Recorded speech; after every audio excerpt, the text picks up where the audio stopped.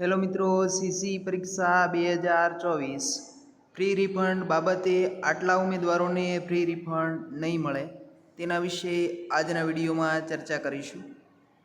આપ જોઈ શકો છો, ગુજરાત ગૌણ સેવા પસંદગી મંડળ ફી રિફંડ બાબતની જાહેરાત આપવામાં આવી છે. તારીખ 1/4/2024થી 20/5/2024 દરમિયાન જે ઉમેદવારોએ એસબીઆઈના બેંક ખાતામાંથી પેમેન્ટ કરેલ હોય તે તમામને ફી પરત કરી દેવામાં આવી છે. પરંતુ એસબીઆઈના તારીખ 3/7/2024ના અહેવાલ મુજબ ટેકનિકલ કારણોસર કુલ 44 જેટલા ઉમેદવારોએ ઈ પેમેન્ટથી પરીક્ષા ફીની રકમ પરત આપી શકાઈ નથી. આ તમામ ઉમેદવારોનું લિસ્ટ આ પ્રમાણે છે.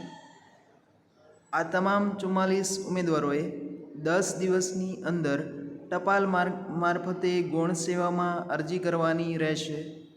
જેમાં બેંક એકાઉન્ટની વિગત, જેમાં પાસબુકની નકલ અથવા ચેકની નકલ સાથે ટપાલ મારફતે અરજી કરવાની રહેશે.